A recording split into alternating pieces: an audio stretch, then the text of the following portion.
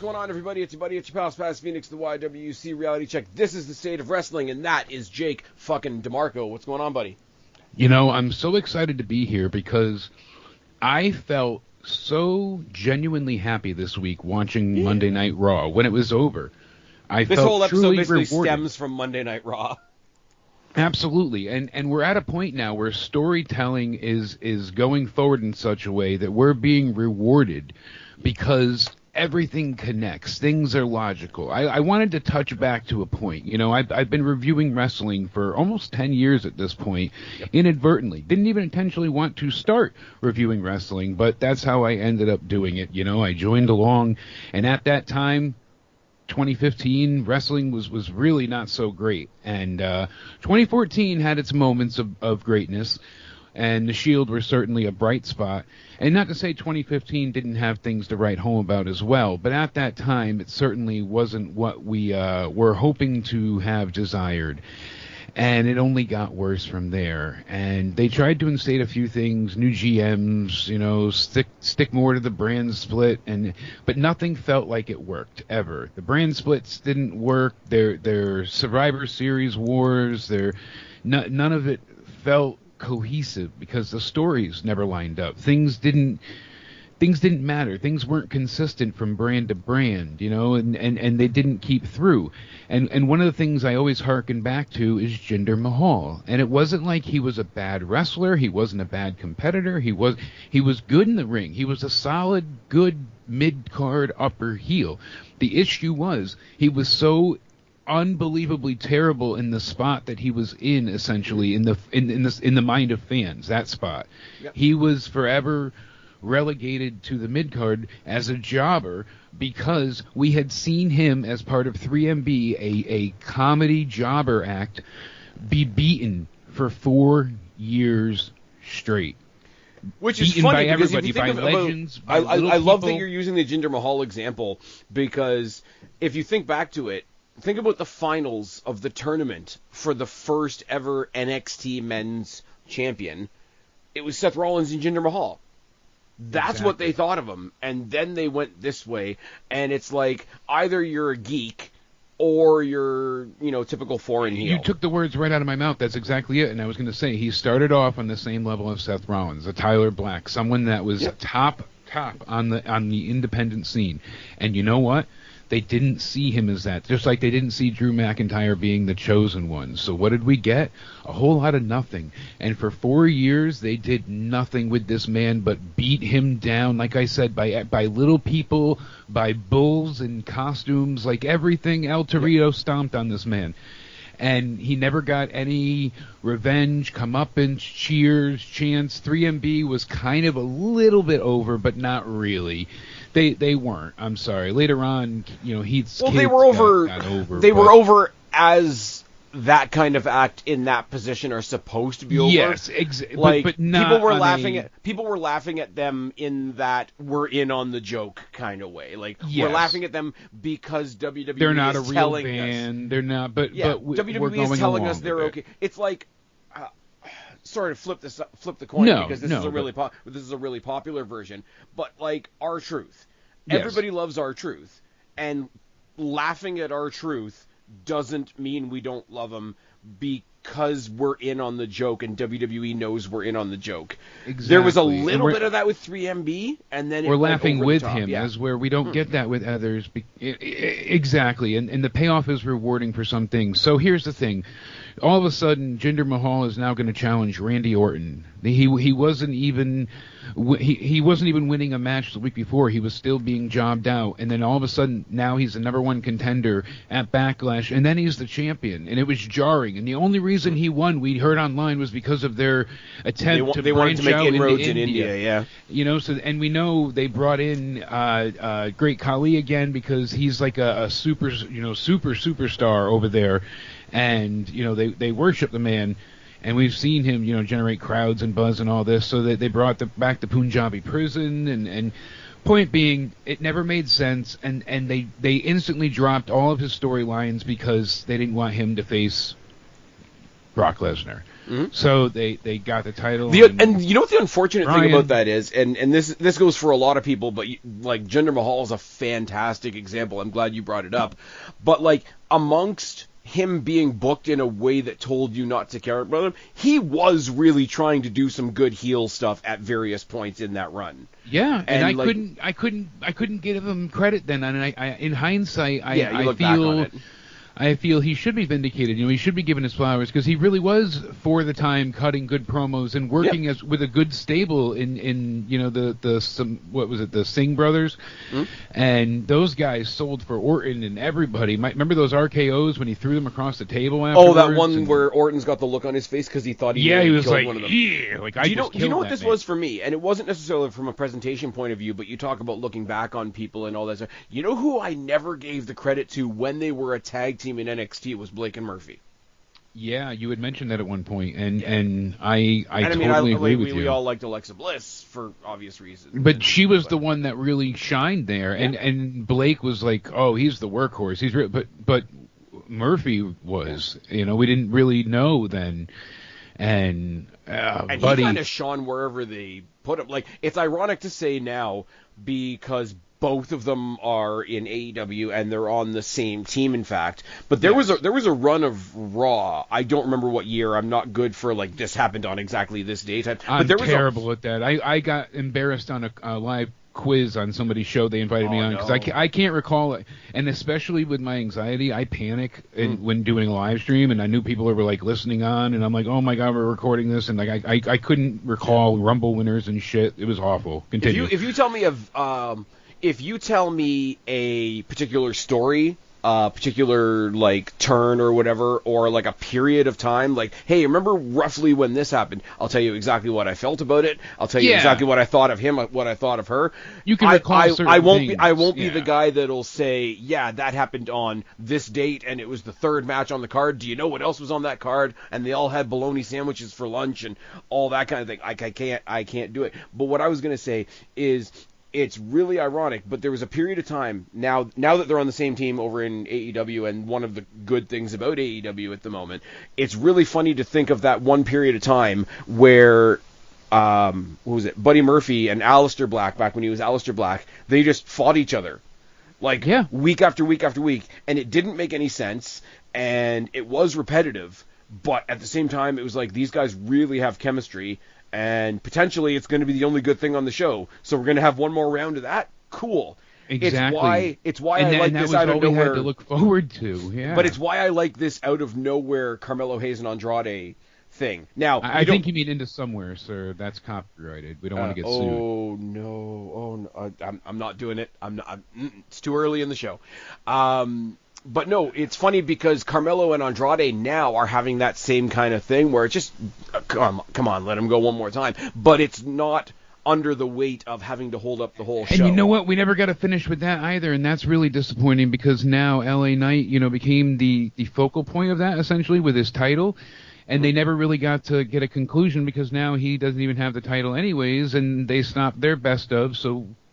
but see, I give that credit though, because to me, and I think I said it leaves them on equal footing. But in a couple of different previews, I mentioned this. Like, it sort of surrounded the U.S. title and surrounded LA Knight, but the U.S. title and LA Knight felt like they were outside of the main thing being the feud between these two. Because now, if they do want to loop it back into the United States Championship, there's 3 new matches that you can get out of this. You can get Andrade Shinsuke. You can get Carmelo Shinsuke, or you can get Andrade Carmelo Shinsuke. Exactly, and there's options, and it hasn't been forgotten about. They'll loop back to it, and that's what I'm trying to do. And that's my exact point, Spaz, is that everything is being rewarding right now. On Monday night, they had layer after layer after layer. We saw Punk come out, and he told his story, same as last year. I got injured. I didn't get to go to Mania. It wasn't in the cards for me. But I see the sign. It's in my mind, and there's a lot of ways for me to get there, and I can go through the Rumble, I can go through the Chamber, and then he gets interrupted by Rollins, and Rollins is mad at him, and for 6 months I should have killed you, I should have kicked your ass, I should have finished you, all these things, and you know what? Oh, he's got some great points though, and then they're gonna fight. Oh no, they get broken up because Jay and Sammy are friends with both guys. And run back to Roman, you two. And that's when Sammy's like, well, don't talk to Jay like that. And everything we saw, layer after layer after layer, and all we got through. It was rewarding. There is a huge spider web that we are going to get into, because we're gonna get into the New Day stuff as well, because that's the other big talking point from this week. But I did want to make a more general point, and it's sort of piggybacking on your point. And I had this. I was kind of putting this idea together before, and I didn't really know how to say it, because was my issue. I'm gonna kiss Triple H's ass, because look what he's done for WWE. Exactly. Everything makes sense. It's rewarding. There's callbacks. You made this monster when you stabbed him in the back with a chair. Okay, well, guess what? You did the same thing. You're getting to my point. You're getting to my exact point.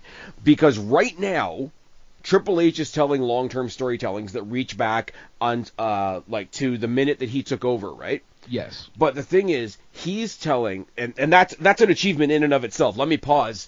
That's an achievement in and of itself. The 3 or 4 years that he's been in charge. Yeah, Damage Control has essentially been together with and without Bayley, but they told a solid narrative there, and they've survived several people being injured. Yeah, and they've gotten many throughputs and storylines and things they've been a part of. Now Io's going for the title, and there's the thing of, I can't trust you, even though Bayley and Io are on the same team, and so again, angles, and I don't want to crap on AEW, but. And I know you at times, not that you want to, but you enjoy, I do admit, but my goal here... I don't care. Exactly. No, I'm being honest. But we're not here to do that tonight, is I think where you're going. Yes, but it is by comparison's sake, because there was a time where AEW storytelling was better, only because they were using the formatting and lineup of being the Elite. They took their 30-minute YouTube show and turned it into a 2-hour Dynamite every week. Said, and I don't know how true this is, but you hear people that are very much in support of AEW, and hey, if you're listening to me right now and AEW is your thing, I'm not here to shit on your parade. But you hear it from most of the AEW side that when AEW started, they asked Cody, how deep are your stories going to go? And he said, we've got 2 years worth of story already written. Well, they've been around for 5 years, so that means that 2 years of story ended 3 years ago. Yeah, and you know what I mean? When Cody was making his exit is about the times things started to become ignored and not paid attention to, not focused on, and that's when things became less rewarding overall. And I don't want to hate on things, but we saw things like the Devil storyline, and now it has all of these. They want you to forget that ever happened. Meanwhile, you have Kyle O'Reilly a week ago saying, I don't want you to have anyone else fight your battles because all your friends are getting injured. Roderick just got injured. And then he says he wants to fight the battle. Yes, so you forget your own convictions within a week's time because. And I think I noticed it more I'm going to say this quickly, and then we're going to get off AEW. But yeah, I think I brought up the gender point. I noticed the bad. I noticed the bad stories more in AEW selfishly when they're using people I like. Yes. And why I was so upset with the House of Black and Aleister and Buddy. And see, I still enjoy. They're used so sparingly that when they pop up on my screen, I hate them as trios. I like the idea of them being trios champions, but then what they did with them with the belts, but they're terrible. They're not on TV enough for them to be misused and bother me. I'm sorry. Maybe I'm one of the few. I'm still carrying the flag for Adam Cole. I hope he gets something amazing in 2025. But I don't see it. Neither do I. But I'm hoping.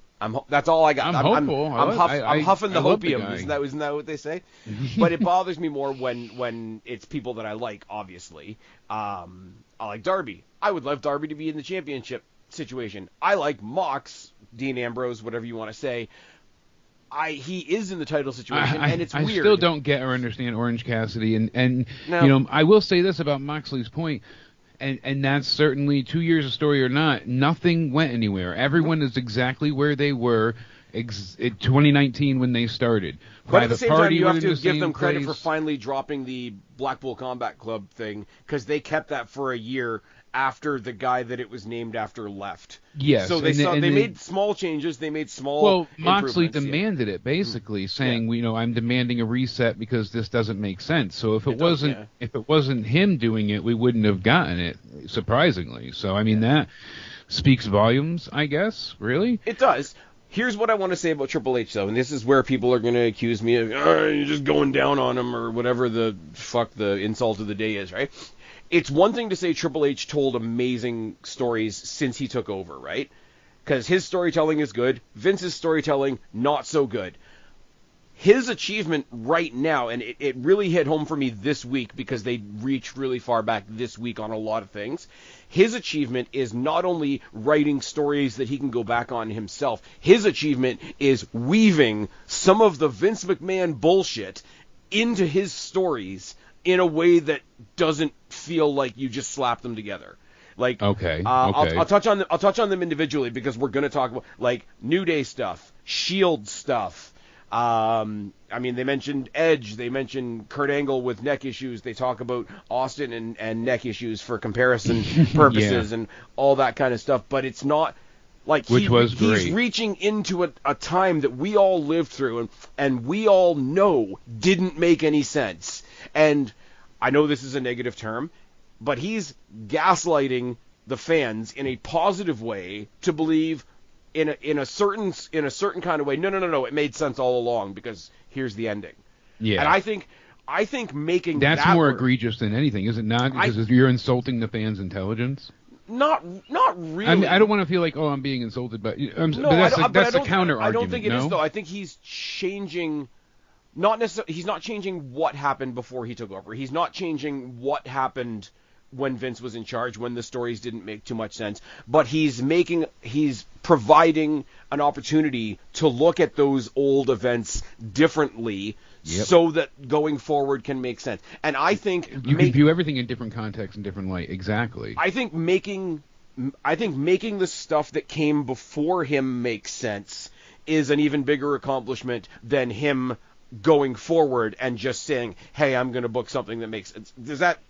Am I making sense here? You're making sense out of sense. I'm telling you, we're making sense salad. And here's the thing with this, as you said, he's not forgetting his past, but he's also not ingratiating himself with it either. He's not standing out there going Attitude Era and accepting applause. He's building off of what he's done, the stories he's told. Yep. The Bloodline story has basically mostly been him. I mean, it started with Vince, yes, but think about when it really took off. Vince's idea was going to end the Bloodline at, day one.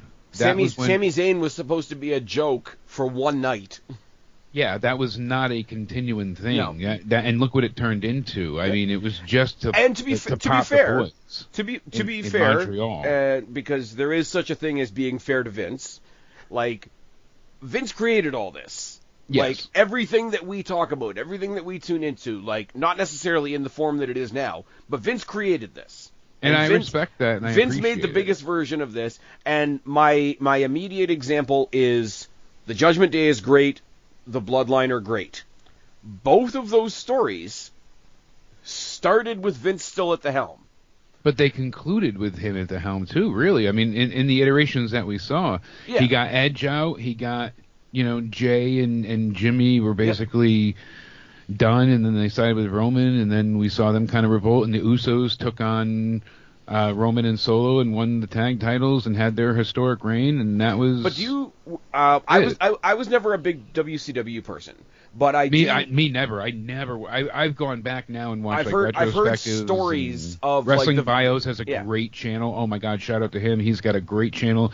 He goes back and does the Monday Night War show, so he shows what happened on Raw and Nitro that week, and when he got to it, he also included Thunder and SmackDown, and he's got all these great memes and things that happened, but it's just a really great retrospective series, and it's fun to look back now because I didn't watch WCW, and see, we don't just plug ourselves; we tell you who else to check out too. Yeah, and who we enjoy, and they certainly don't need our help, but honest to God, that's how I feel. Is that hey, I know I even as a kid saw through the writing on the wall there because I didn't like Hogan as a child. It was just like even as a young kid it was corny to me. I liked Piper, I liked Randy Savage, and then I loved The Undertaker. Got big into The Undertaker, and that never went away. You're not allowed to like The Undertaker anymore, Jake.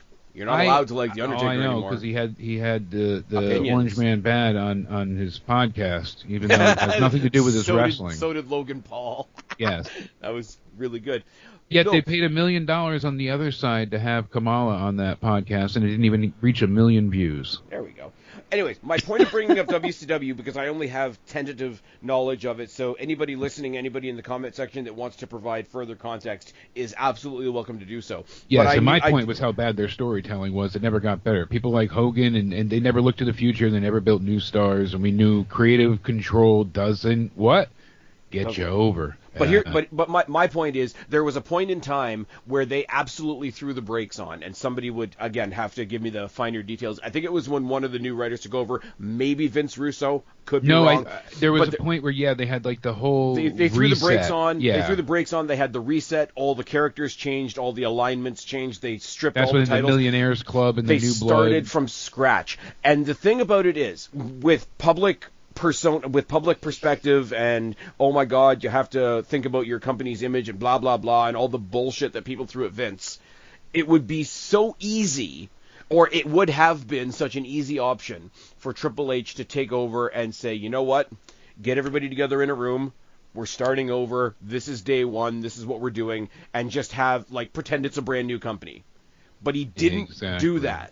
He didn't do that because whether you like everybody or whether you like one person in the WWE, what you're doing with a move like that, and by just simply ignoring everything that Vince did, you are ignoring 75 years of fan interest and involvement and investment and all that kind of thing. He took the stuff that was bad and made sense. He made his own good stuff, and he slid in all the history in the back door in a way that makes complete sense. And I think, as I said, I'm getting repetitive now because I'm really excited about this particular topic. Yeah, but we're just saying that everything is rewarding right now. Everything makes sense.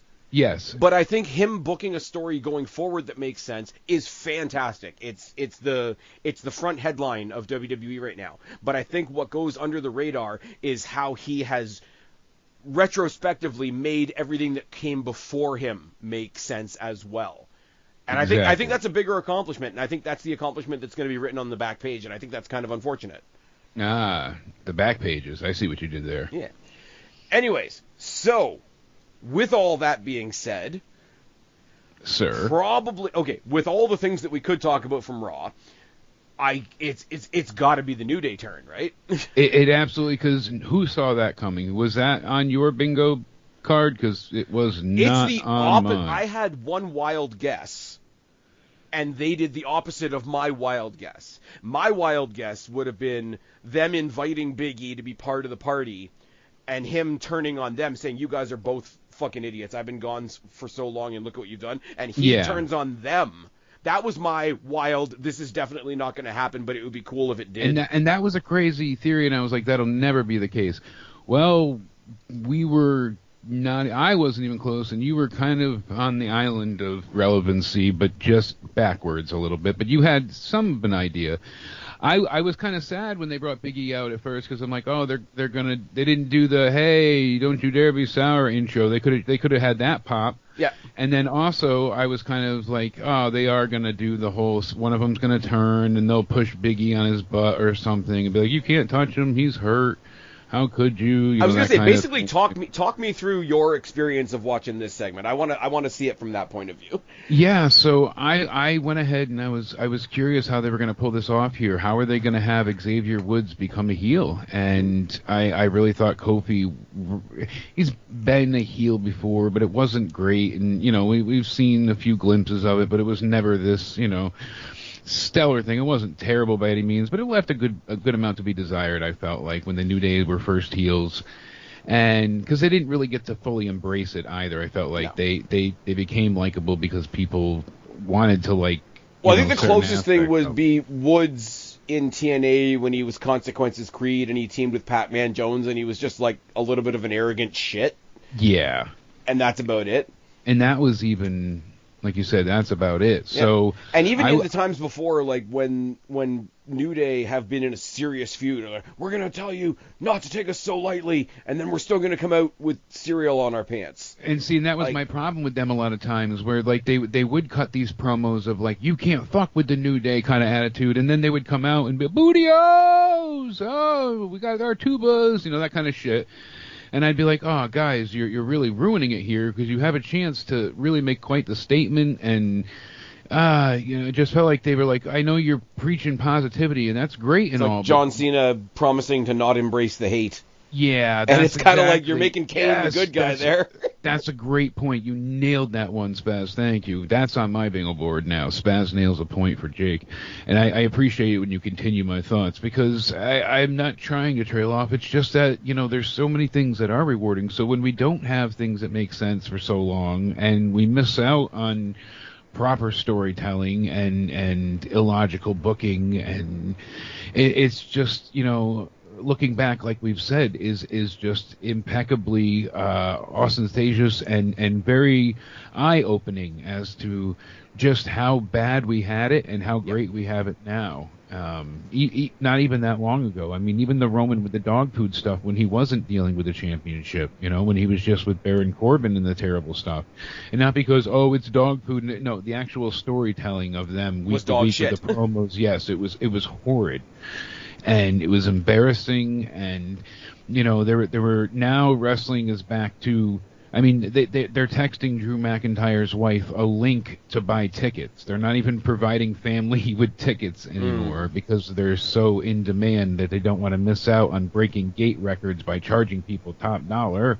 Of course, Spaz, come on. Let's be real for a second, though. That is kind of... Well, that's the TKO part of it, too. Yeah, it is kind of shit that they can't do that anymore. But they're being shit for this other reason of... think about how many great things came because of TKO, so I'm not going to complain. We can't comp any tickets because we're selling too many. It's kind of a weird win. I get why people are frustrated with it, but... that's a great flex. But before Big E came out, it's like the small screen flex. I saw the layout of what they're doing with the Sky Dome for Elimination Chamber, and it doesn't look like there's any stage at all in the Sky Dome. Really? Yeah. They had the pre-sale on today. I didn't quite get my tickets just yet, but I had a pre-sale code that you could at least poke around and look around and see what's there. And one of the things they show you for the chamber. For the chamber, like how normally in the Rumble when they're in an arena they have that trail to the ring that kind of bends to one side. Yes. It looks very similar to that in layout. Oh. Yeah.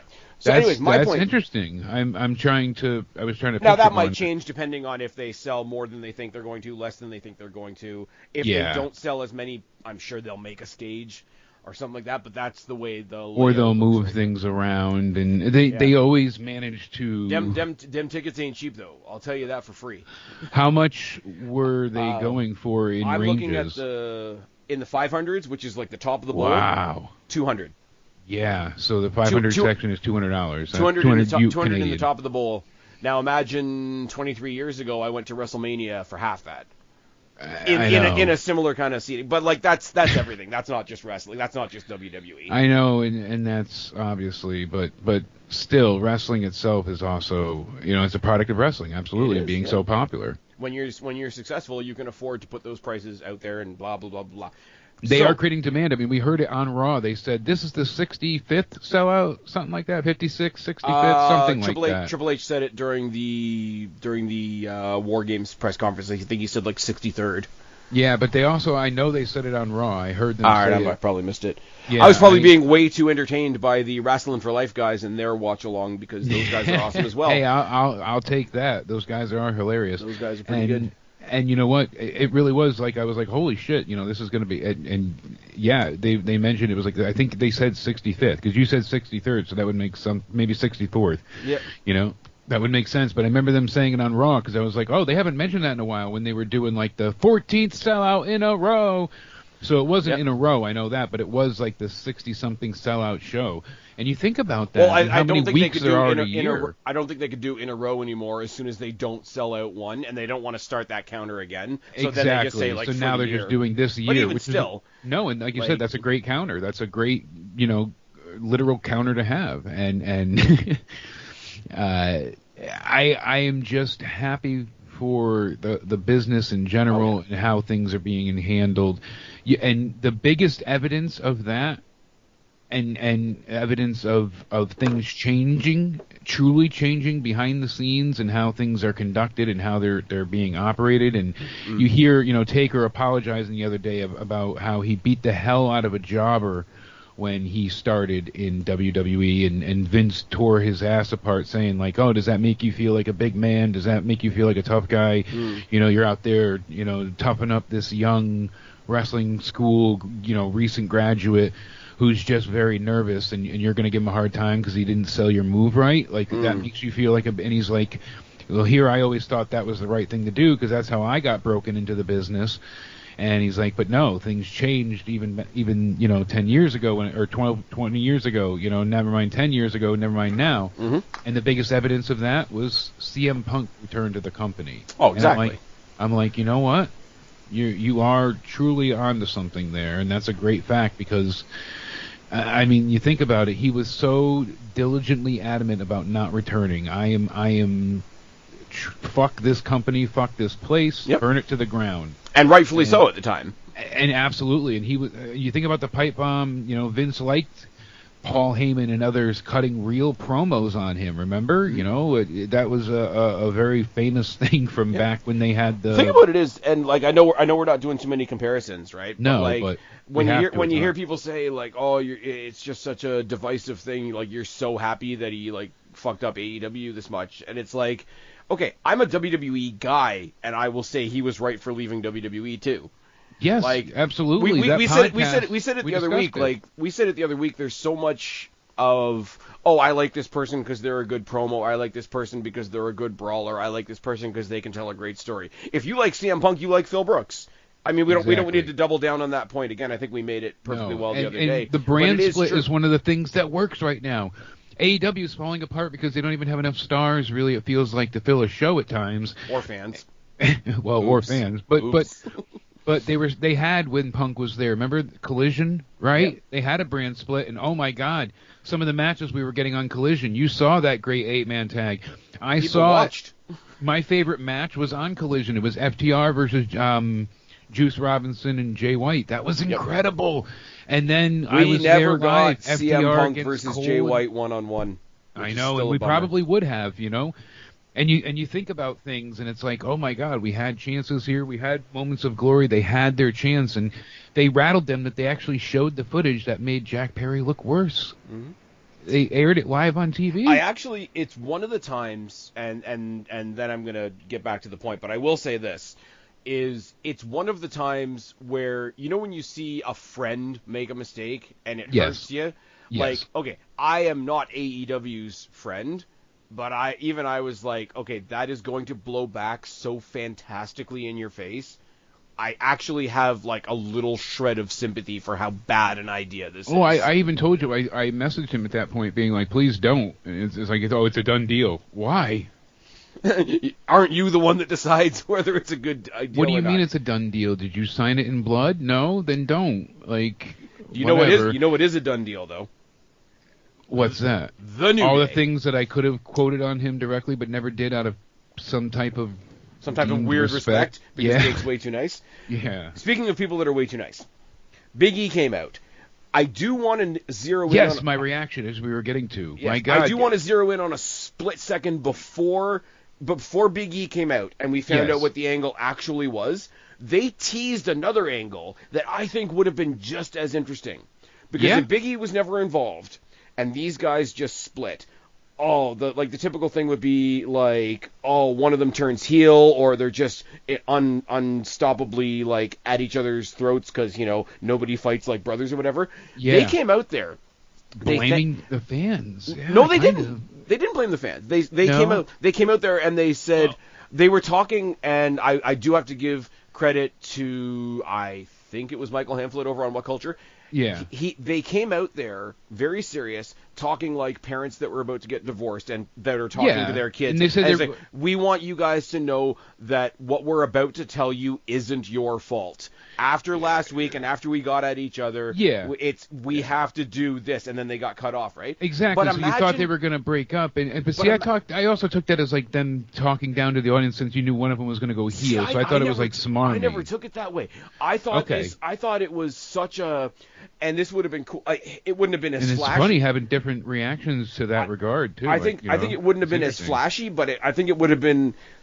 I hate to say it this way because it's just entertainment and all, but like it would have been a more adult ending. It would have been just like we decide. Wow. We looked back at how we almost went at each other last week. We can't do this anymore. It's time to go our separate ways.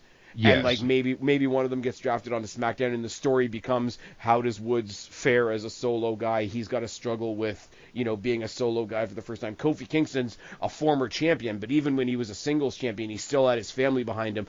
I think what they teased there was really interesting because it was. It was because I just thought there was a bit of like setup. But if they wanted to subvert narcissism, if they wanted to completely subvert the idea of if a tag team is breaking up, one of them has to turn on the other, and they just sort of both mutually walk away sad. Yeah, I think that is even though they didn't do it, I think that is such an interesting idea, and just to like celebrate the 10 years. And then at the end of our 10-year celebration, we both walk away.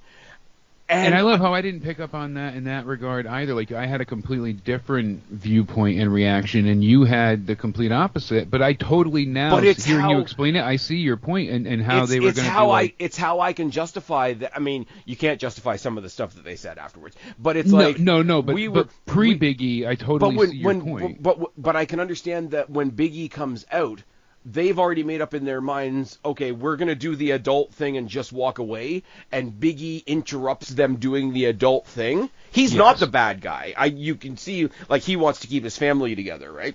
Yeah. But in their minds, they could take it as, we were trying to do this nice, mature, adult thing that's painful, but we think it's right for everybody involved, and you want to come back now. But then the promo from when Woods started the promo, this is how they got us and then got us again. Woods starting the promo, being a dickhead to Big E, was, I mean, it was more than what we thought we were going to get, but it was expected from him to a certain degree. Like if he was about to turn on Kofi, of course he would turn on Big E as well, right? The bigger pop was when Kofi jumped in. Yes. Because Xavier Woods, even as a good guy, is a little bit more obnoxious than Kofi. It wasn't even a pop. It was a exasperated, because I was not expecting it either. Kofi turning? Of course not. Like, who would think that's even in the realm of possibility? Of course not. Kofi's, everything was kind of Xavier. Yeah, Kofi made some dastardly points too after the fact, yes, but I'm talking leading up to it. But it really seemed like Xavier was the heel. No, yeah. And they wouldn't be able to do that. And we're going to bounce around points, obviously, but they wouldn't be able to do this, like, because people love the New Day, but people specifically love Big E. Yes, and he was always the heart and soul in the sense of, like, people always connected with him, and he made people laugh, and he made people smile. And but they love him. It's a simple thing. You got two high flyers in tights, and then you got the one big guy in the singlet. In no matter what their ring gear was, so even visually he was different. He's the powerhouse. Yes. They're the high flyers. They sort of communed around him, even in the way they entered the ring. Even when Kofi was the champion, not Xavier Woods, Big E was still kind of sat center. Mm-hmm. Yeah, he was still more of a focal point. And I think it's so like Xavier was always kind of bonded with Kofi, but yeah, also in the background. Saying a mean thing, and they said a lot of mean things. Oh, saying yes, they a did. mean thing only works if you're saying it to somebody whose heart is going to break, and that heart and if it's true. Well, it's also true, but if the people watching don't care about that person's heart breaking, then their heart doesn't break, and the whole thing falls flat. And the fact he sold it with his face, Like, yes, and Roman whose Reigns, heart is going to break more than Big E's, and who is the fans going to connect with more than him as well? So of course that was Big like E, a brilliant Roman thing to do. Roman Reigns does it in a very different way. Big E tells such a story for somebody with such a loud voice and such a rambunctious voice. He tells so much story with his face that again it's one of those things that just goes by the radar. Like when you see all of them coming out excited, if Kofi's excited and if Xavier Woods is excited, Big E is ecstatic. Exactly. You know what I mean? Big E was always very effervescent. If they were happy, he was bubbly and effervescent. To see the excitement drain out of his face, and him being so exasperated and being like, no, this isn't over, and overly, he's like, you too, Xavier? Kofi? You too, Kofi? Like, he really couldn't take Kofi. And the thing about, him. Another thing I just thought of, because that's what this segment did, he came in already heartbroken. Yes. And left heartbroken in an entirely different way. Like, it was a roller coaster, but the roller coaster never went up. No, exactly. It was Hurtsville and then expected Splitsville, but then splits in a different way. And man, was that painful. And I don't want to bring up Ridge Holland even in this because real life stuff. But apparently he was on Twitter saying, "I guess I was the catalyst." Ooh. And especially with him being a heel right now, like that's such a great time for him to capitalize on this. Yep, and especially if they're saying it on TV, then obviously Big E's okay with talking about it and doing it, and you're not going to have these two saying. If there was even a question about all three of these guys being okay with it, this thing wouldn't have worked. Well, you'd be surprised if some people on Twitter they just marks that buy into it too much because they're like, oh my god, and I was like, really? And I'm really this is the kind of segment that allows me to be a nerd, right? Yes. Kofi Kingston was staring down Big E every time he spoke. If you watch that segment back, because these guys, like, legitimately have been a team for 10 years, and we know what they mean to each other in real life. Woods and Big E, they barely look each other in the eye for the whole promo. Yes. Like, I don't think they could do it. And, like, that's such a good thing to come back to. But, like, we don't give a fuck about your broken neck. Look at Edge. Look at Kurt Angle. Look at, what was the other one they used? Edge, Kurt Angle. They used somebody else. Stone Cold. Jesus. Stone Cold, yeah. Xavier Woods. We should be fired, right? Xavier Woods talking about his tendon and whatever, and coming back in 9 months. You abandon us. Yes. And then they double down on, you left us for your other little pissy projects. Meanwhile, like, and your girlfriend. Well, yeah, but I just think like your little pissy projects where he's doing like Our Heroes Rock, which there's a separate conversation that can be had about that. But the commentary, go back to your desk. All these things. Yeah. Go back to your desk is the only, and it wouldn't even work as well. The only other person that they could say that to, and it would mean kind of the same thing, and mostly because I'm a big fan of him, so I would support it, would be somebody like Corey Graves.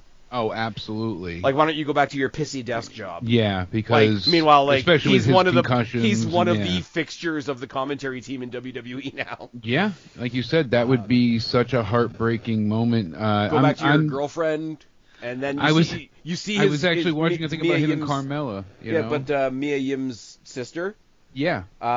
Who's obviously like Big E's partner, which is their own business, but they've decided to make it part of the story. And she's all over social now, telling Woods, like you're not welcome at Thanksgiving dinner anymore, yes, and it's like your cooking sucks, and blah blah blah blah blah.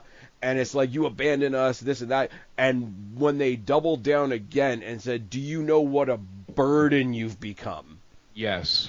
And it's such an abstract thought to tell somebody that they were a burden without even being there. Because they got their neck broken. No, a burden because of an injury. Like, it's a ridiculous statement. But to say that you were a burden without even being here, that was the part of it. Because the fans missed you. Yeah. Exactly, like the layers of that is, and the whole idea where they say, well, we kind of held ourselves in the same spot as opposed to advancing because we were waiting for you, which does make sense. Because I'm sorry, until they started fighting, New Day were kind of getting they were hovering, not stale, Because they were stale. Yes, they were. They were cannon fodder. Once the King of the Ring was done and they weren't doing anything else solo and they were back together, but I think they were nothing more than just cannon fodder for other teams. But I think they've got into like an LWO spot. I wouldn't. I get where you're coming from. I wouldn't say cannon fodder. I would say like they've got their own slot on the show now. Okay, we've got this big story, we've got this big story, we've got this big, and we'll throw in a New Day spot. Yeah, but like they were spot. Jobbers. They were losing week in and week out. And I agree with you. They had mainstay caliber level. This is the thing. Like if they weren't at the but level they're at now, there wouldn't have even been a spot saved for them. They would be in the back with Otis and Tozawa and people like that. I think only because of what they did before that the fans' outcry kept them, but they were only going off nostalgia. But that's the only thing currently. But in a certain kind of way, that's the only thing that really needs to stand the test of time. No doubt. If WWE knows that the fans will be upset about it, then that gets them their spot. Yeah, so that's why I say they're not completely jobbers. They've earned their spot on the show, whether they're doing something important or not. I don't view them as jobbers now. Which is kind of a backwards of what they were doing. Which is kind of a backwards compliment because sometimes you didn't care what they were doing, but even though nobody really cared what they were doing, they still had a spot, and there is a different level of recognition that comes with that. Plus, they've been doing this for 10 years. Plus, we wanted to see what they would look like as proper heels. And together, and another team is not splitting up, and it even looks like DIY might be turning heel. We've got the element of things happening all over Spaz, and it's and like we said, it's just very rewarding all around. Somebody said on Twitter, and I can't remember who it is, the only thing that's going to happen right now is you've got so many teams turning and so many teams splitting. We need to float one or two tag teams up. I'm thinking like somebody fun. It'll like, happen. Like Hank and Tank. Like Fraxium, Hank and Tank. Somebody like that is going to be floated up soon because we're losing. I want to see Fraxium stay together and get called up. I don't want to see them break apart, but I think it's going to happen. Well, we can talk about that tomorrow night. Tomorrow. I have there's a lot of directions that can go. Yeah, I have a lot of opinions on that too. I would like to see them potentially stave off. Like, they think they're about to split up, and then they get the news that they're being called up, so they decide to try and make it work, and then they split up on the main roster. Like, I think that's something cool. Like, the idea of being called up could keep them together for one more day type of thing. We mentioned Rich Holland, but also Karrion Kross, who started the whole stuff with Xavier Woods. And he's another one that doesn't really get, because of the 2-hour Raw format, it's unfortunate. He doesn't really get the time he deserves either, because a lot of the stuff with him online has been so good with this Miz. But you'll notice even when they're not in the ring, even when they're not getting matches per se, again, it's one of those, are you doing something big this week? No, but we still saved a couple minutes of camera time in the back. And something's advancing, something's happening. And the thing with him and Miz, like, it's a different topic entirely. I still can't get over how well that's working. No kidding, and the fact that they're leading to this match next week between the Wyatt Six finally and them, it's going to be incredible. I can't wait for it to happen. But him being the first person that got into Xavier Woods' ear and then kind of left it, he's so removed from the situation now. He's got his other stuff that he's doing, but he still went on. How great would it be if he keeps going and doing that and turning other people heel down the line?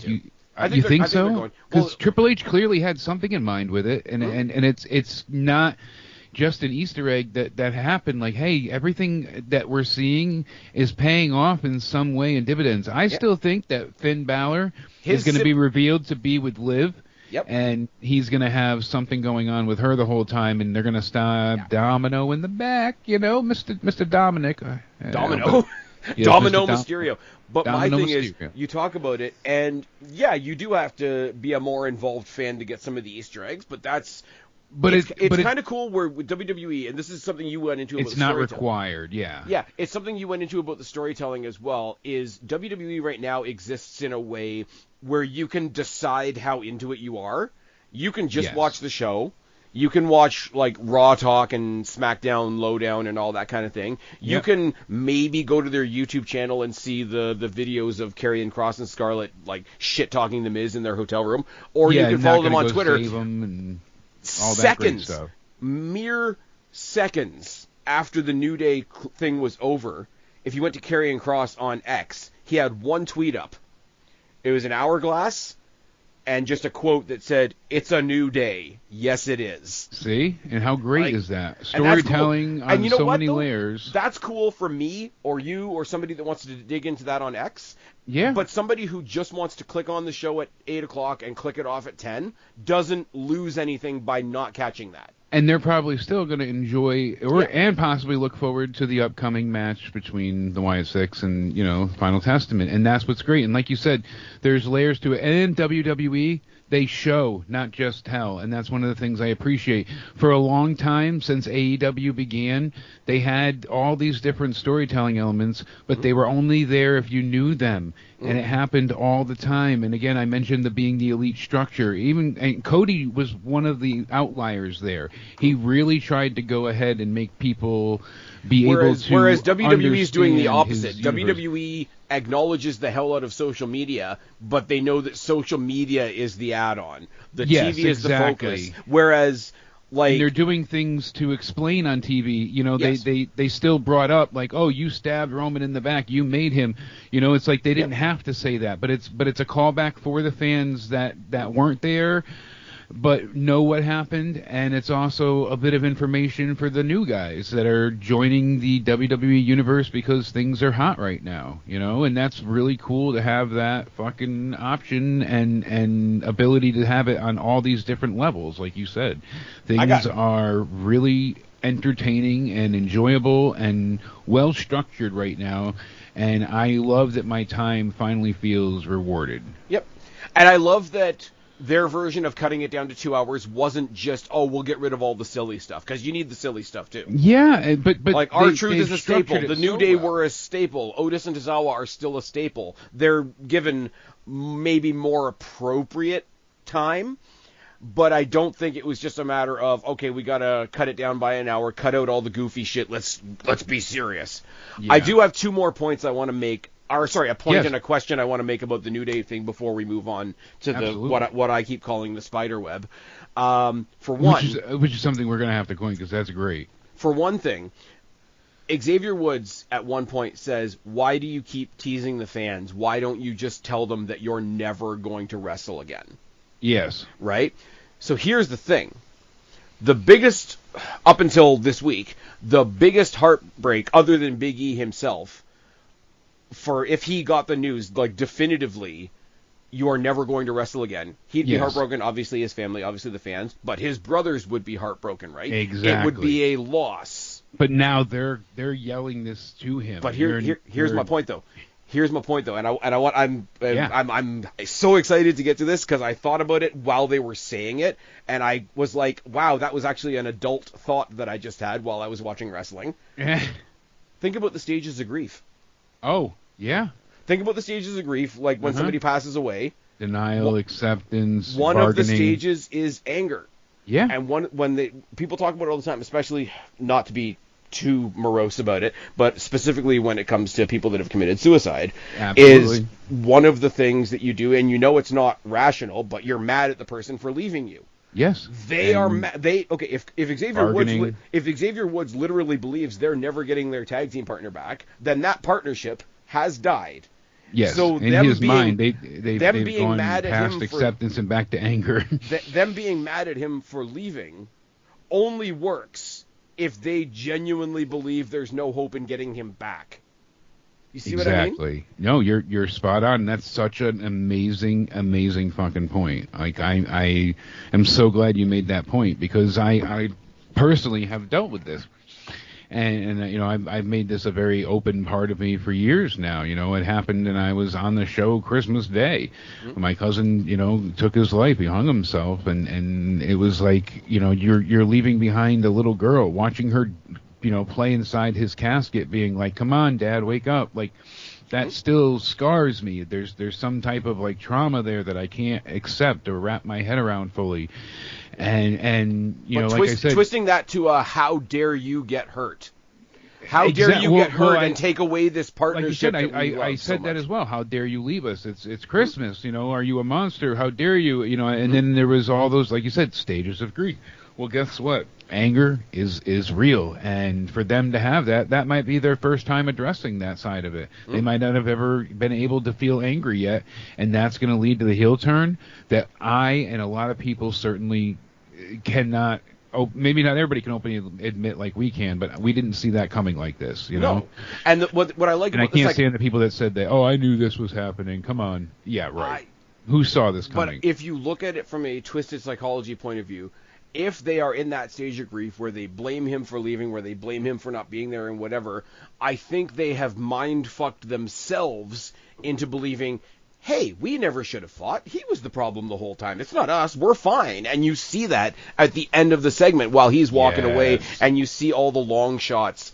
There's a great image, and I should have saved it because I would have put it in our thumbnail. But but the way they're like embracing each other at the end, and they look at E like he's just this vile, disgusting waste of life. Because what it is, if they're shifting all the blame to him, then what they're saying is, how dare you make us think we had a problem with each other when we just realized the problem was you. The whole time. That's so fucking good. But there's images online that people have drawn and people that have done way better artistic stuff than I can do, and it's just the image of the two of them doing the. Are you calling me autistic again? Jesus, Spaz. I thought we talked about this. What do you call it? The thing that the Outrunners do on AEW, the thing from the handshake, the thing from the Predator handshake. Yeah. But it's just their hands. And in the distance, in the background of all these like images that people have done up, it's just like the silhouette of Big E walking away. That's fucking like the Harambe, silhouette, the death. Yeah, I can. Oh no! Wait, hey, what are you trying to imply? No, I didn't mean like. Oh, god damn it! What are you trying to imply? What are you trying to imply? Spaz, that's not what I meant. But so yes. I'm going to cap this off with a question. I was just talking about the dead gorilla, and you're the one that twisted it. My god. Twisted it like a nipple. Anyway, so I'm going to cap off this particular topic with a question. This segment basically confirms that Big E's coming back. Yes. I mean, it has to, right? Like, I don't think, unless it is... I mean, a C1 break, though, he might be gone for the rest of his life. I mean, that is such I mean, that's why he didn't need surgery, because it's like, okay, you're just going to live with a broken neck now, because... that's as close to your brainstem as you can get. My C1 is fused. Like, that's it. Like, that's you. Good night, folks. Like, that's why I was almost permanently paralyzed. It's a very tricky area to play around with. He's lucky that he didn't need the surgery. They try not to operate there really at all, so he might not be able to handle any type of impact still. And he also, if you look at him, he doesn't have any mass. Now, I'm not saying he can't get it back, and he was in a suit, yeah, but you can definitely see it doesn't look like he's been hitting the gym.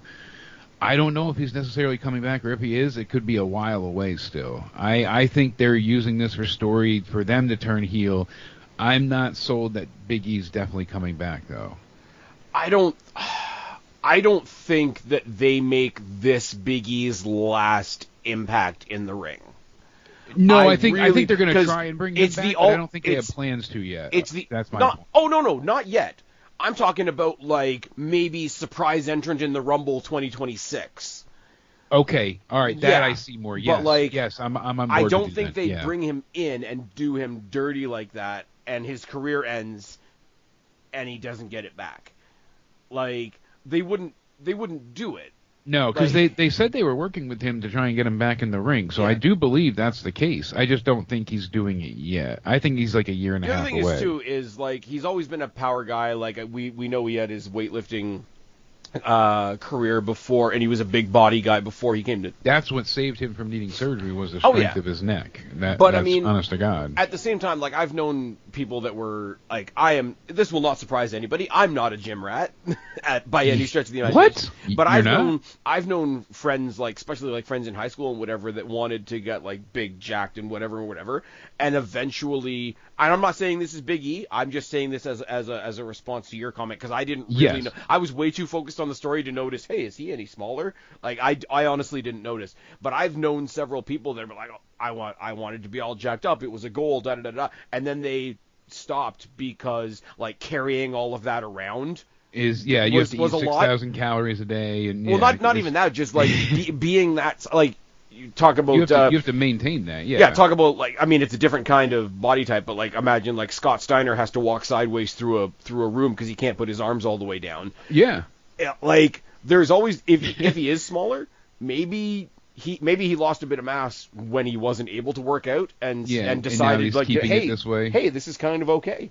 Maybe I mean, he could be like a Finn Balor who's deceptively cut and you don't see it because it's a low body fat percentage. You know, there's so many possibilities. I'm not saying he could have such a good. I might be talking out my ass. Like I said, no, we're all speculating. Speculating, Yeah, I don't want to be perceived as somebody that's pushing him to come back if he's not coming back. No. But there's always the possibility of, like, I've been gone for so long, if I'm going to come back, I'm going to be totally different. Maybe he wants to be a leaner guy. Maybe he wants to have a more athletic style and doesn't want to always just... Because there is the stereotypes that come with being just a muscle guy, and it was, you're just a dumb jock clanking, weights around.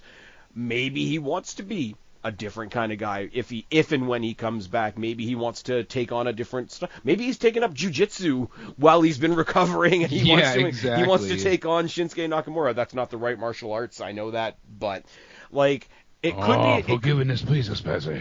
Oh my god. I like Shinsuke Nakamura's presentation now. I'm going to leave that alone. He looks like a dark Sith Lord. It's fucking great. I'm happy to see him with a belt again, but again, that's another story. You and me both. I mean, how many times did he lose?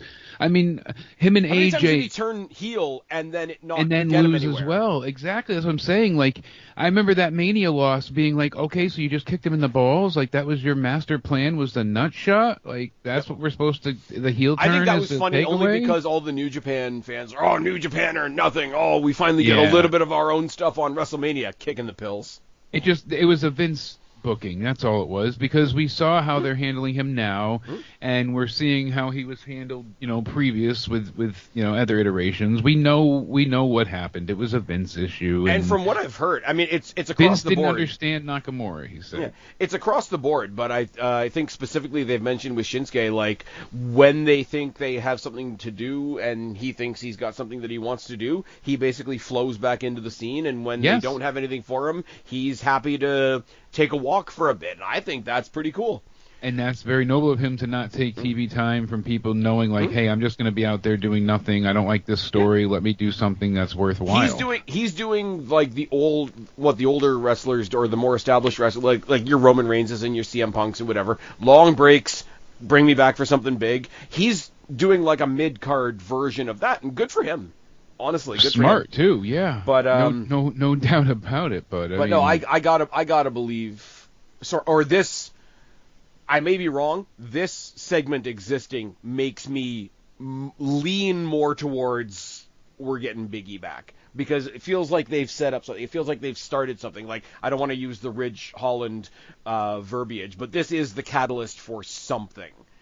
And if there's three friends that loved each other that much, and now two of them have been solidified by hate for the third. Yeah. Like, you're not going to go all out like you have to simply... You're not going to say these things, these horrid... You don't throw away literal 10 years of story to do this turn, and then that's Big E walking out into the sunset until he gets his Hall of Fame. No, I don't believe that. I just don't think he's going to be wrestling at the end of the year or Saturday's main event like some people have gone crazy on Twitter saying. Long game. Let them have a I'm glad... Okay. Let them have a decent run as heels, and then when he does come back, he pulls the rug out from under them in some kind of spectacular way. Okay, yeah, like I said, should have had you clarify before my perceived autism came out, and then I lost my mind. Because I also think it would be cool if, even though they're a team, even though they're unified, they don't go for the tag titles. They both pursue individual goals, and they just back each other up. Yeah, and it shows how much this resonated with people, that they are that determined to see Big E come and get some ass-whooping justice, even though they know he's not able to, and that was the whole point of this entire fucking promo and New Day. I was going to say, the fact that they didn't actually attack him tells me he's not good to go now. That's what I'm that's saying. A solidification. The only thing that happened push physically, him on his ass, like nothing, no contact. The only thing that happened physically was the hand on the chest when he tried to come forward. Yeah, and even after they're terrible, to him, like, he's reaching out for a hug. We can fix this. Yeah, we can do this. We can be better. Like we're the fact family. that he came you in don't with throw away 10 years for and this. it wasn't even like they brought him out there to dump him. Like he came in there to say, no, I'm going to be with you. I'm going to be in your corner. I'm going to be your manager. Yeah. I mean, now because we're finally saying we're done and now it's time. And see, that's another thing in their regard. Like Woods put it perfectly. Like you waited until we were at the edge of the cliff, and the only thing left to do was jump to actually show up and give a damn. And that makes sense because it wasn't like he disappeared. He was there. He was doing his desk. He was on the pre-show. He was doing his desk job. It wasn't like he wasn't gone, but to them he was gone. Like he was gone from the ring, and he was still in WWE, which in their minds would make it 10 times worse. But he was gone from their lives, and he made it evidently obvious that that was the case. And that was very hard for them to deal with. And everybody kept continually asking these poor gentlemen, well, when's Big E coming back, though? When's Big E coming back, though? You know, when do we get our Big E back? And it's like, but what about us? We were tag champs again. Yep. We did stuff. What about us, guys? And nobody got any of that, and it was just very enlightening to see, really. It would be really cool right now. I don't know when you do it. You won't do it during WrestleMania season, unfortunately. Yeah, but sadly. sometime after the WrestleMania push, if Kofi gets behind Woods for a shot at the world title, that's an there's your interesting story. angle. There's your story. Oh, because Woods Big E has never gotten the title. Yeah, exactly. And I'm sorry, I've been the one that says from day one. I looked at the three of them. Yeah, you said Woods. Nothing against the other two. Nothing against Kofi. Nothing against Big E. I said if you're going to put a world title on one, give it to Woods, and then they gave it to Kofi. Yeah. For obvious reasons. I remember listening back years ago to you on that. And then they went wrong. on Big E. You've always and had it's that like, opinion. It's hard to say without sounding like I'm shitting on them, but like they just went with everybody but the one that I wanted. Yeah, you know what it feels like that's kind of a consistent thing at times too, sadly. But I mean, if Kofi is the one now that because he was the one that did it first, so the irony of him being the one to say, nah, see, Big E wanted to come back and manage us as a tag team. He just wanted us to stay in those tag team ranks. I'm gonna push you up to the main event. That would be a really cool story. And in the meantime, Kofi Kingston's got a lot of history with mid-card title, the US and IC title. But like the IC title, with the prestige that it has now, would be an entirely different thing on Kofi Kingston's waist. He doesn't need the world title. He's already had it. So for him to put some more prestige on the Intercontinental Championship, considering the last couple of people that have held it, would be fantastic while he's pushing Xavier Woods up, and Xavier Woods maybe gets a brief cup of coffee with the world title, and they can say, hey, look, the New Day can have it all. All we had to do was get rid of the dead weight. Yeah, all we had to do was get rid of you. Exactly. Oh, it's so fucking good. And this is only one. Look how much we've discussed. Look how much we broke down. This is why I'm going to double down on your point. You talk about storytelling. This is how much they were able to do with their 10-year-old comedy group. Exactly. Come on. Now, I'm going to sort of mesh the two world title pictures together here to make a point.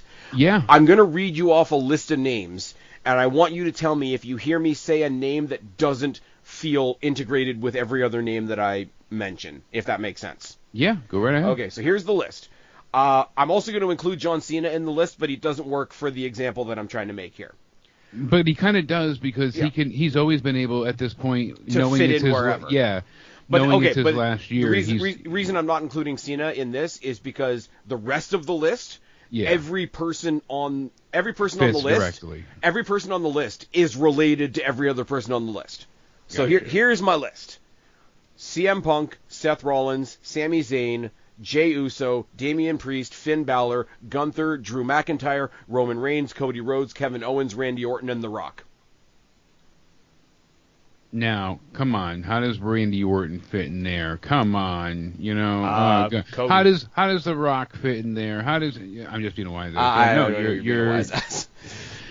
Some of them are more tenuous connections than others. Granted, but there's none of them that aren't and obviously I'm the CM Punk guy.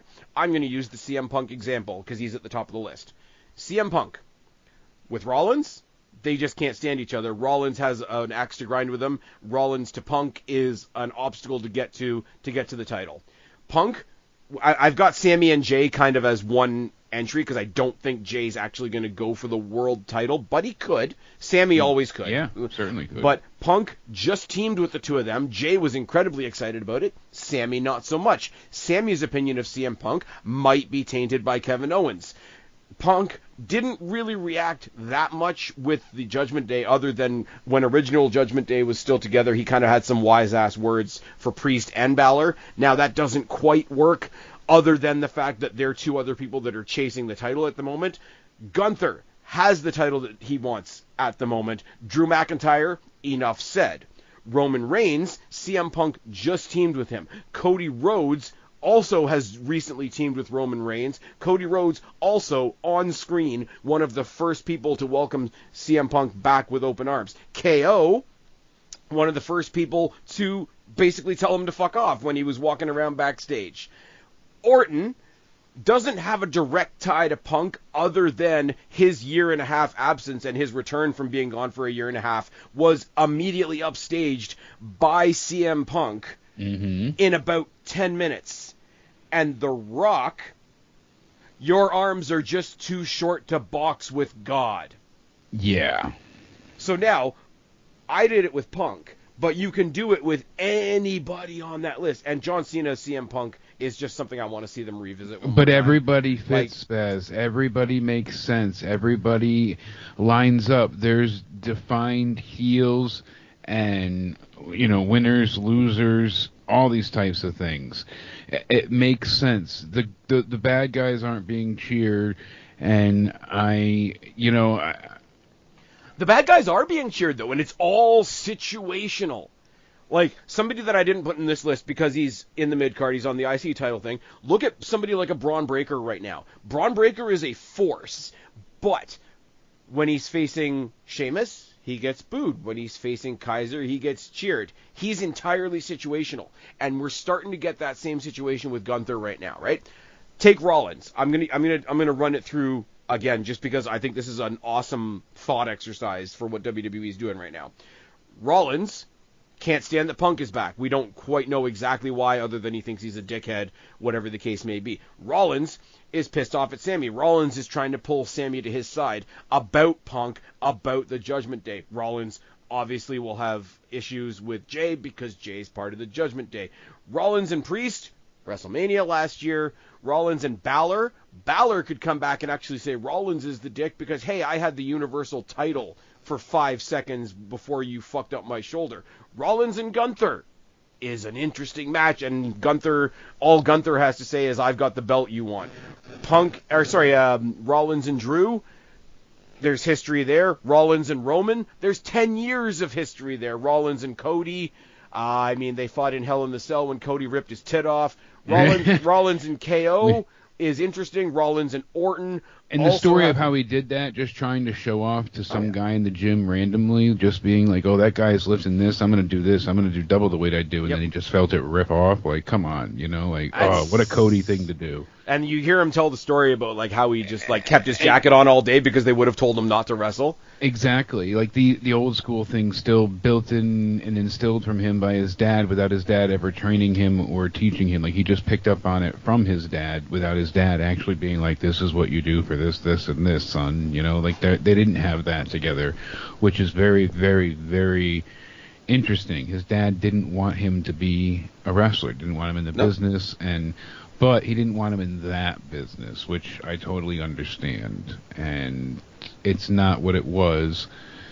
And we know that simply by him just freaking coming back. I mean, really, think about it. Cody would not have returned had he not been in a position where he's happy. And we know it for a fact. I say it, and I'm not even saying it as a brag. It is a huge shift. It is a huge indicator of everything that WWE has done, that one of the guys that created the competition walked across the line. Oh, absolutely.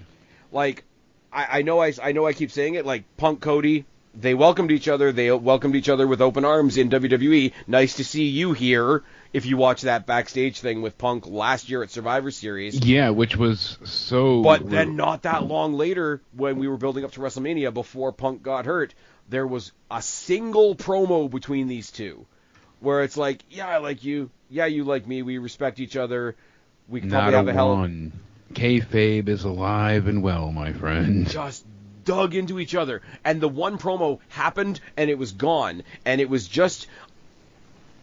maybe it wasn't intentional, because WWE had no way of knowing that CM Punk was going to get hurt. Obviously, Punk had no way. But, like, the way it's rolled out, and the way we got to where we got to, they gave us that one promo and just set it on the shelf and said, we're going to grab this down one day. Yeah.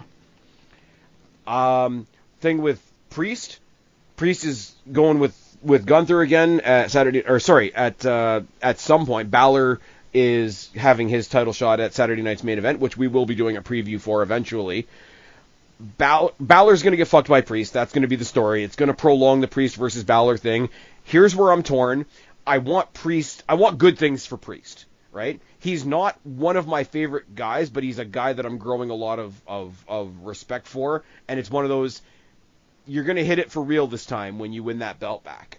Like, the first time was the trial. A lot of wrestlers say, like, the first title run is, let's see if you can hold a title. The second one is where they say, yes, we know you can hold a title.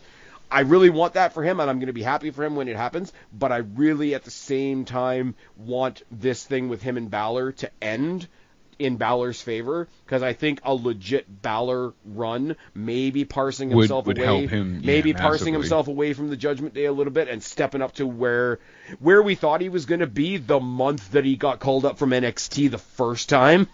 Because they brought him up, and, like, to Vince's credit, because it was Vince running it at the time, to Vince's credit, they hot-shotted him. Well, you know who pushed that? Who was that? Mick Foley. Oh, was it? Yeah. I did not know that. Mick Foley, because that's when he was the Raw GM and all that, and he saw something in Balor from the NXT performance, and that was so heartbreaking watching SummerSlam, because I saw him win, but you could tell he couldn't lift his arm, and I was like, oh no, please no, please no, this match... Because this will be the reason it doesn't happen again. Yeah, and sadly that was it. That was the bullet in the head of the demon, like, for a long time, and, like... I don't want to go back through the torment, but we know the pain. Like, but the thing is, like, I've loved him since the creation of the Bullet Club, because I was like, what are these Bullet Club shirts when they first came out? I'm like, what the fuck is this? So I looked into it, and I still liked wrestling, but I wasn't like as super hardcore into everything else. And that's when I got into New Japan, because I hadn't watched Ring of Honor in like 2 or 3 years. I'll admit my WWE was very corny. I was watching like Mania and maybe like a SummerSlam and a Rumble, but I was not watching weekly TV at that point. You're the guy that maybe tuned in for Rumble and definitely tuned out after WrestleMania. And then I came back again into it, and then came back in hard. But it was I'm not gonna lie though, like I got to, like, I'm very opinionated, but I'll admit when I'm ignorant as well. I only saw the Bullet Club shit in, like, dribs and drabs, because I didn't watch ROH, I didn't watch New Japan. Yeah. And really, it was New Japan. By the time it got to Ring of Honor, it was the fucking Young Bucks, and I didn't even like them then in the Bullet Club. Like, I never... To me, it felt even like... on Joe's show, I never liked their style of match. I've never been into the gymnastics, flippy-do bullshit, so... See, here's the thing. If they weren't cockheads, I can switch my brain. Like, even then, I would have a hard time enjoying their match, but I wouldn't have that disdain for them. Yeah. Yeah, not them specifically, but I can kind of, like I say, like New Day have their spot on the show. There's a brawl spot on the show. There's like the kind of match that they do. There's a spot in my wrestling brain for that. I actually have a lot of appreciation for it when it's called not AEW. When we're trying to be nice. But no, like, even in WWE, look at how we're getting excited for the Iron Survivor. Look who's in there. You got Javon Evans, Wesley. It's all the cruiserweights, Well, it's the cruiserweights and maybe somebody unannounced. We're going to talk about that tomorrow. Maybe. I mean, and then you counter that with the title match being Trick versus Ridge, which is very much a big guy thing. But, like, you can section off your wrestling. Like, we talked about it before. Like, I find a lot of entertainment in PCO, and you watch a PCO match and you know it's going to be a PCO match. Very similar to Abyss back in the day. I don't watch an Abyss match expecting 450 splashes. I don't watch, I don't know, Kurt Angle versus Bret Hart and expect Mick Foley's barbed wire bat. Like, what's the different courses for different horses and all that kind of thing. And the type of and stuff. Different sporks for different forks, I feel you. Oh, dear. But, like, what they do, there's a spot in wrestling for that, but like, I feel you, bud. You're such dicks that they run the ruin risk, that goodwill. No, they run the risk of ruining that genre, and the fact that people think they're the best at it. Yeah, like, I get that too. Like, that really. I'm sorry, I'd rather watch a Rascals tag team match than a Bucks match. Oh, absolutely. But see, I like the Rascals because the way they do it, it makes it flow and it feels legit. It feels believable. See, here's the thing. Because they're such fucking cockheads, I would rather watch a bad Rascals match than a good Bucks match. Okay, I even agree with that. And that is there a bad Rascals match? I mean, I'm sure there is. The one match not in my book. In NXT could have gone really bad when he sort of missed the table by a lot. Yeah, no kidding. Like, let's not pretend they're perfect, but like their first match against each other. No, I'm just being hyperbolic. Obviously, here's the thing that the Rascals have over the Bucks. And it might be super simple. It might be super, super fucking simple. I give a shit about the Rascals. Oh, that's the thing. Like, we cared. That's why the breakup was so effective. Mm-hmm. That's why things matter. It's the opposite of even when I couldn't stand Kenny Omega. He got me back over because I went to friggin' Scotiabank Arena and I saw him fight Will Ospreay, who I didn't even know much about at the time. He got you over when you saw him in person? Kenny Omega? Yeah, oh, yeah. Like, I was coming around on him anyways. Giggity. You were? I was. So you were coming on him in person? Oh, dirt. When he came around to you? Oh, dirt. It was a reach around. This is just... Oh, God. It was the Omega reach around. Oh, it just keeps getting worse. But no, in all seriousness, right? Like, the Kenny Omega, Will Ospreay, that what do they call it? The hybrid style or whatever? Yes. I believe. I was already coming around on. I said it again.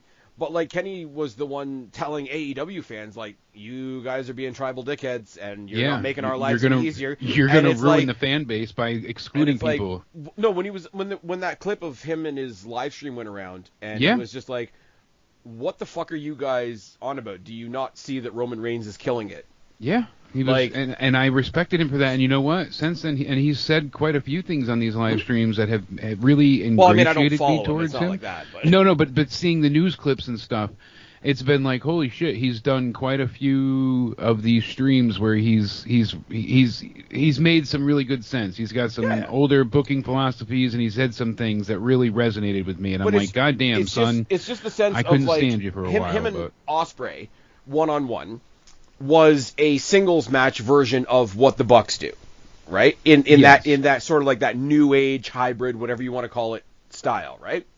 And even that had more storytelling than what a Bucks usually do, but yes. It did, yeah. But what I'm saying is, like, when you say, like, when you were like, oh, like, F the Bucks and F the gymnastic style and all that, because they do it to a point of parody. Exactly. Like, yes, so other people can do it, and I'm still not crazy about it, like a Ricochet, but at least at times they make it believable, and they're not just doing flippity-doo because of flippity-doo's sake. They are trying to make it an element of their abilities. And it's why, going back to our title picture here, Rollins and Sammy are not the same, but like they have that sort of combine a little bit of everything. Balor I find to be the same way. Priest leans a little bit more to the power. Gunther obviously leans to the power. Drew leads to the power. Roman is more of a character. Cody kind of has... Roman's not a power, Drew? Oh dear. Kevin Owens is like the biggest vanilla midget out wearing there, I say that in a positive way, right? Cody kind of brings it all, and Cody at times has had that sort of hybrid athletic style as well. It's why, and people are going to puke when I say this, it's why I go back to CM Punk. Exactly. Way to bring it back, my friend. Because and that's why he's there now. Yeah, because it works. Here's the thing that I said a long time ago, and I got a lot of shit for this. Or I didn't get a lot of shit. I got a lot of dissenting opinions about it, which is fine in the end. CM Punk picked up the torch from Shawn Michaels in one very specific way. CM Punk is a Swiss Army knife of a wrestler. Yeah. He can promo. He can commentary. He can tell you a story. He can be a good guy. He can be a bad guy. He can be a good guy that you hate. He can be a bad guy that you cheer. He can brawl. He can do a cage match, clearly, without syringes and bricks. Cage, war games. But he can go technical. He can high fly to his own degree. Like, there's nothing... And everybody else on the list, and I'm sorry, go to The Rock. The Rock is an awesome superstar, and he captivated everybody like no other. And he was. Yeah, it's slightly unfortunate that he had to share that spotlight with Stone Cold Steve Austin, because, like, it is what it is. I like Stone Cold, I like The Rock, but the fact that they existed together, like, if you could transplant them, you could have separated, or you could have supported two full new eras of wrestling. That's a big statement, but you get my point. But you look at The Rock. You're not wrong, though. I understand exactly what you're saying. Look at the bottom of my list: Orton, The Rock, and Cena, right? Probably three of the biggest names in the past 20 years in WWE, right? Roman catching up to them. They're all great. They all have... Roman has a Roman match. Orton has an Orton match. Rock has a Rock match. Cena has a Cena match. Where CM Punk comes in as the Swiss Army wrestler is CM Punk will give you whatever match you want. And I'm sorry. And whatever you need from him as whatever well. you need. Well, yeah, whatever you want / whatever you need / whatever the person in the ring needs, which is the other part of being the Swiss Army. Because he's going to make them look good, like an MJF, like a... Exactly. Well, that's the other part that I didn't mention. Good guy, bad guy, brawler, wrestler, scrapper, whatever. Yeah. Carrier, if necessary. Exactly. If necessary. I'm not saying Punk carries... Like... Obviously, Drew McIntyre doesn't need to be carried. Where's the lie? Where's the lie? Yeah, but like Drew McIntyre doesn't need to be carried. When he fights Rollins doesn't need to be carried. When he fights Cody eventually, Cody doesn't need to be carried, but he can when you need him to, and that's where you get the Swiss Army wrestler, and that's where CM Punk got that torch handed that down. Moniker. That torch. No, but I'm saying passing of the torch yes. directly from Shawn Michaels to him. Yeah, no, you're absolutely right, and we've mentioned this before that it seems like he is I know everything comes one back to replace the current incumbent. Yeah, everything comes back to NXT, right? It seems like it nowadays because of Triple H. Yes, certainly. How good is NXT going to be if Shawn Michaels is now being joined behind that desk by CM Punk?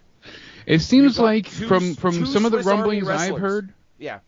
And some of the active rumors, it seems like there's been quite a few conversations to be had between those two, while down in the Orlando area, down in Jacksonville, down in all the Tampa and all the Florida area. They've done a lot of discussioning and talkamaning together with the Sexy Boy and Punk. So there's got to be a reason why these two are so friendly currently. There's got to be something. Like I'm sure they could work together. Like they have the same kind of like we're not exactly nice guys all the time attitude, right? Yes. On the one hand, but they know how to get down to business, and that's one thing you could say about Shawn. He learned over the years. He knew how to get down to business when it mattered. And they've both been, like, in various different ways over the course of their career, they've both been humbled a little bit too, which is good. Yes, they both had time away from wrestling that was necessary for them to find God in their own ways. but here's the thing, though, right? The two of them working together is great, but also... Eventually, Punk's going to have to stop wrestling, and eventually Shawn Michaels is going to want to step away. Yes. Who's going to step in Shawn Michaels' spot better than CM Punk? Exactly. And I'm sorry, all the other people with as much respect as I can possibly give to the rest of the people, it's CM Punk. It's CM Punk. Because here's the thing. Shawn Michaels and CM Punk could advise you on just about every aspect of pro wrestling, right? Yes. But imagine you're a new wrestler. And everything you get to learn from them, the best. I'm just saying, pick one tiny element, right? Even that. Because in this particular element, it used to be Dusty. Everybody that graduated from NXT under Dusty remembered going to Dusty's promo class, right? And think about how much Dusty you see in those people, like a Bray Wyatt, like a Seth Rollins. You can hear it in Rollins' promo. You can hear a bit of hard times. He's even got a little bit of the raspy voice that yeah. Dusty had. But here's my point, though, right? So it's not Dusty. I don't want to draw comparisons between these two and Dusty because it's not fair, and we let those that have passed on rest where they need to rest, right? Yes. But imagine you're a brand new, like you're either from the NIL program or you're from the WWE ID program, or you've just been scouted somewhere by William Regal. William Regal's not a bad person to have on your side either. No, You're certainly not. You're walking into your first promo class. You're holding your first microphone, and the two people helping you along the way are fucking Shawn Michaels and CM Punk. Yeah, like how do you not? How are you not immediately excited for that? Like, think about somebody rewarded on the other side of the coin. Think about people as developed already as a Cody Rhodes, as a Drew McIntyre, as a Seth Rollins. I'm going to give you those three specific examples, right? Because I'm pulling from this immediate tight little list I've got here. Seth Rollins, never really bad on the microphone, never really a bad character. Drew McIntyre the same, even though he's varied a little bit. Cody, Kevin Owens when we get to that feud as well. Thing is, they can all cut a good promo. They can all be a good character. They can all tell a good story.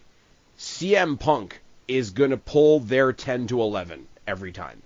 No, you're absolutely right. But here's the thing too, like you mentioned earlier, they have so many characters now and strong players and people that matter that the brand split is finally working, Spaz. But think about how many years we complained about it. Just get rid of the brand split. We have all these people on SmackDown, all of these people on Raw, all of these people that, and it's like, oh my God, it works. And I'm not, even talking about NXT at this point. It's like, I'm gonna say you're right and wrong at the same time, because the brand split works because they're not trying to stick to it so rigidly. It was only when we said there's a concrete wall between Raw and SmackDown that it never worked. Look at how much crossover there was in the. But even when Vince added a bunch of crossover, then it made no sense at times, and he had the stupid that's what I'm saying. But I'm Raw saying, like, visitation I would rule say, and, look at the lead up to WrestleMania this year. Look at you had people on both shows. And it worked. Look at the Royal Rumble. Look at the fact that the ladies' tag titles float over both shows. I would dare say, and I'm kind of going against your point here, but that's fine. I would dare say there is more crossover now than there was under Vince, but we don't mind it because it makes more sense. Yes, if you look at Raw and SmackDown, logical crossover, but there's defined lines. People are drafted to shows, and it makes sense, and they're defending from those shows. And when they're on Raw, it's not a shitty rule. If Kevin Owens showed up on Raw to beat the shit out of Sami Zayn because Sami Zayn teamed with Roman Reigns, right? That's a SmackDown guy going to Raw to beat the shit out of a guy that teamed up with a guy from SmackDown. There's all kinds of crossover there, but it's still seen as the invasion that it is. Yes. It's treated appropriately. It's treated like a special thing. The fact that Sammy and Jay are on Raw still wearing Bloodline merchandise, because it's not like we're Goldfish and yesterday didn't happen. There's more crossover now than there was before, and the fact that they didn't make it so rigid, the fact that they didn't try and lie to you and say that the demon. Yeah, it was fair, but that's my exact point. It's not. They're acknowledging the things that happened. They're telling you, hey, this shit existed, and we acknowledge it. These guys, they teamed up, but I wanted you on my team. I asked you. These guys teamed up. I'm owed a favor. These guys teamed up, and so on and so on. Everybody had their reasons. Everybody had their motivations. The faces are faces. The heels aren't being cheered because they're cool. The faces aren't doing dumb things like getting in 5-on-1 attacks because and here's the thing, nothing feels like and in this group, I'm going to throw you another weird example from this past Monday. Nothing feels like a consolation prize because nothing needs a title to feel like it's big. Because right now, Sammy's not going for the title right now. Drew's not going for the title right now. But that doesn't mean that Drew coming and kicking Sammy's head off wasn't just as worthy of being in the main event of Raw. Yeah, exactly. Because at any given point, like Rollins could take out Punk because Priest and Balor are sort of neck and neck trying to go for Gunther right now. Doesn't mean that Punk and Rollins wanting to kick the shit out of each other is because Punk wants Rollins out of his way so that he can go for that title. Punk even said already He's going to WrestleMania. The fact that he did the Phantom's point, and I know I'm focusing on Punk, but what I'm saying could go for a lot of people. It works for your overarching theme. Okay, yes. Punk's my guy. I unapologetically, I am a CM Punk guy, right? But what I'm saying could apply to most of the guys on this list. The fact that they Phantom pointed out into the distance where there's not even a WrestleMania sign yet. And that started about the time he really left, when people really started pointing to the sign more so. Like, that's when it really became like a meme. I like that he made the point. Yes, he's saying, what's it say? Mania. Like, right after Survivor Series, you're supposed to know where the thing to Mania is. That's the way it used They're to be, acknowledging right? the podcast, the real life podcast with Colt Cabana saying he never got to main event Mania. Real life Spaz. But if you didn't know the podcast, it doesn't affect you. So the day after Survivor Series is supposed to be the first step to WrestleMania. So what did CM Punk do?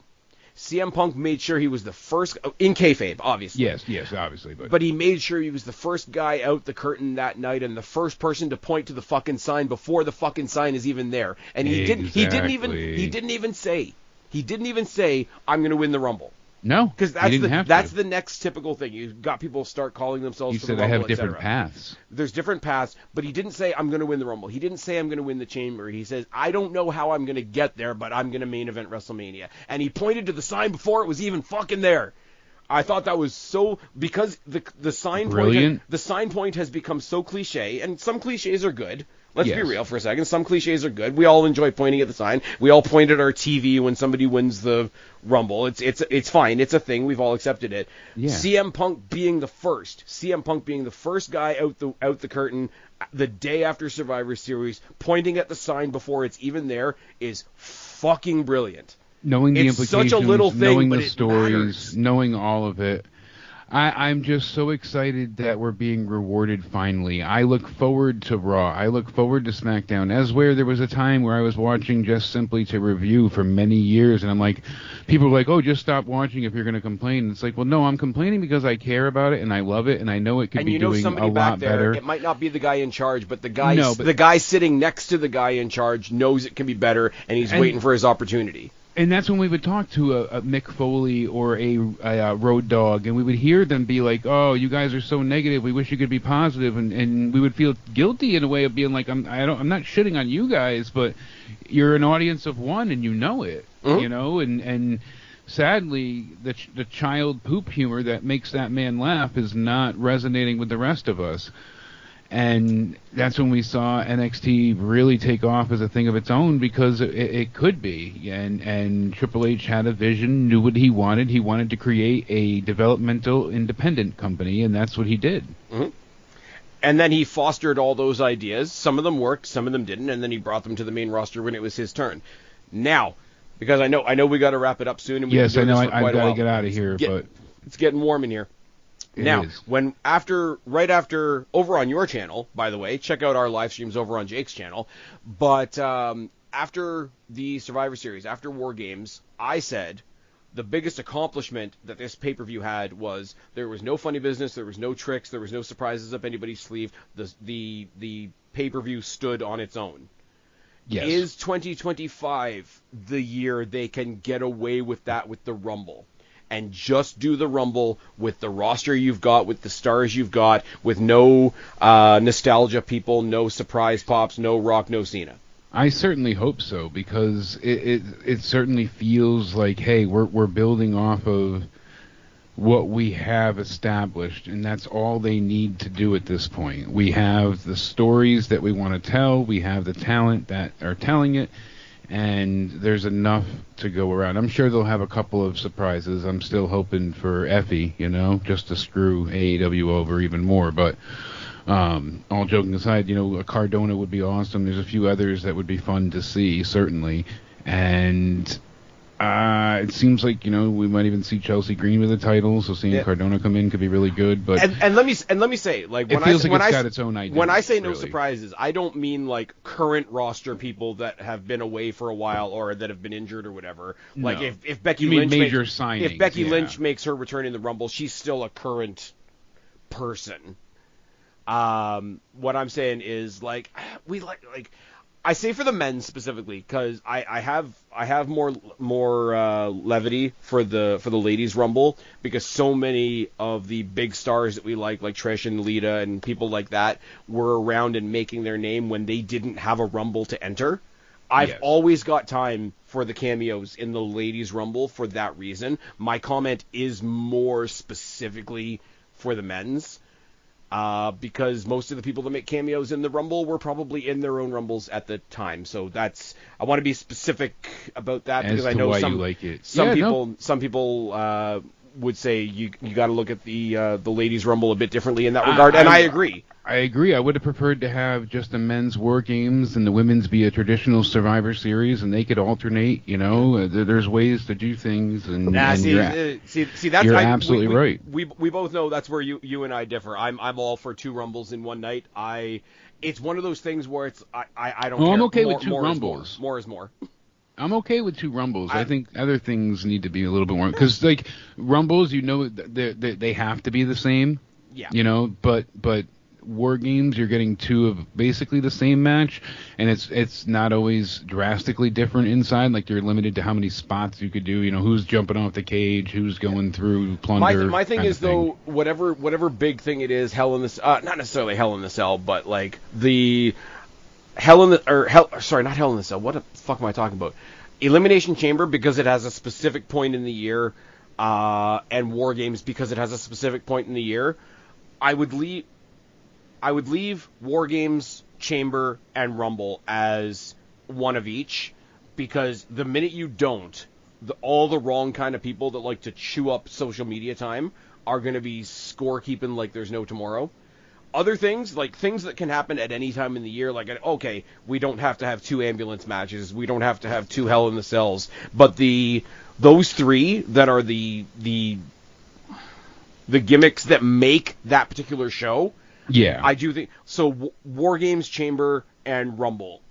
I think you have to. That's what you would hold on to. I would hold on to that as both, because it is the reason for the show. So whichever side gets left off, it feels like they've been left off. Exactly. And I know we'll touch on more of it this continued conversation tomorrow night, and then we'll also be live this Saturday night for Deadline on my channel on YouTube, and then you'll be over there as well. We'll be reviewing, but we'll also have a quick preview tomorrow on my channel. That'll be the trailer, but really, you and I are going to go full in depth on everything Deadline tomorrow. Yes. Our predictions, our review of NXT this week, and everything else in between. The Iron Survivor returns, and there's 2 of them. Exactly. I know I have to get the hell out of here before I get killed. But, sir, Jake, tell them where to find you. You can find me on YouTube at Countdown Ended on Twitter. And you know we're here on Spaz's channel. You've got the State of Wrestling. You've got, everything else in between.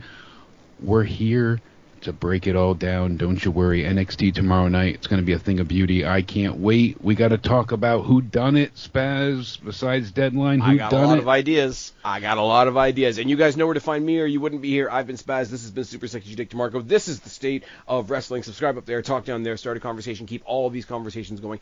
Don't be a stranger. I will talk to each and every last one of you later. But for right now, me and Jake are tagging out. Bye, guys.